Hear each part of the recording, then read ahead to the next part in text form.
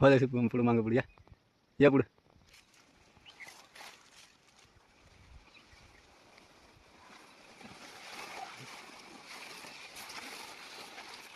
सहा फूट हाईट.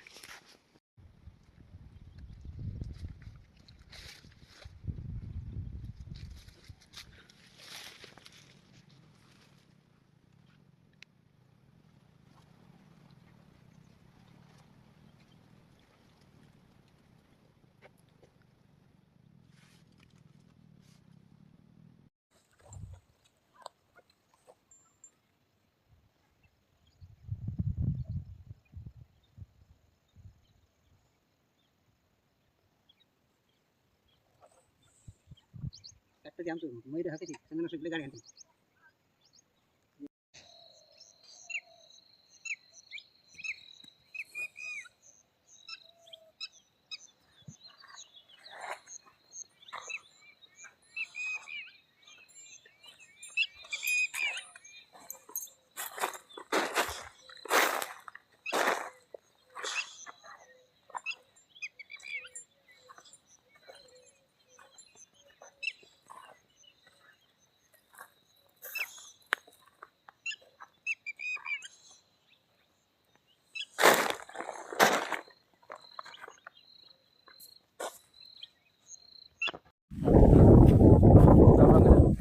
आपण आलो आज विक्रमी उत्पादन घेतलं यांनी हळदीमध्ये.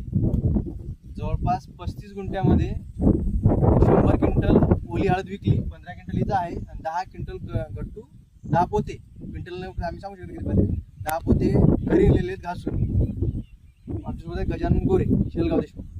आता मामा तुम्ही कशी कशी वापरली स्टेप बाय स्टेप शेतकऱ्यांना सांगा, म्हणजे जेणेकरून नुसती ॲप्सायटीस वापरून उत्पन्न वाढत नाही. त्याच्यासोबत तुम्ही काय काय वापरलं ते एकदा शेतकऱ्यांना समजू द्या, जेणेकरून तुमच्याजवळून जे बियाणं घेतलं ते कमीत कमी ते त्यांचं उत्पन्न वाढून घेईल. सुरुवात आपसाईटी घेतल्यानंतर मी पहिले यात पॉइस्टीन आणि आपसाईटी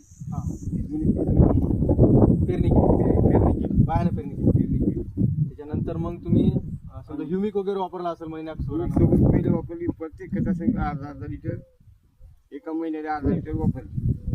ॲप्सायटीन नंतर मग जे डोस असतात ते डोस मी हळदीचे डोस सांगून देऊ तुम्हाला एकदा. सुरुवातीला ह्युमिक वापरायचं, नंतर 19-19 वापरायचं, नंतर 12-61 वापरायचं, नंतर 0.34 वापरायचं, नंतर पोटॅश किंवा पोटॅशियम सोनाईट वापरायचं. ही जर तुम्ही कंपल्सरी त्याच्यासोबत अर्धा लिटर दर महिन्याला ॲप्सायटीन देत राहिले अशा प्रकारे रेकॉर्ड उत्पन्न होईल म्हणजे होईल. आणि ॲप्सायटीचं तुम्हाला मी काम सांगतो.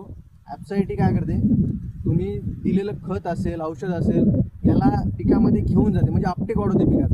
आणि जमिनीमध्ये जे विद्राव्य जे तुमचे अजून डिझॉल्व्ह झाले नाही तर ते डिझॉल्व्ह करून देते. त्याच्यामुळे फायदा अशा प्रकारे होते. 100 क्विंटल ओली हळद विकली, बरोबर आहे. 15 क्विंटल इथं आहे आणि 10 पोते घरी घासून गट्टू नेलेले. ठीक आहे, धन्यवाद.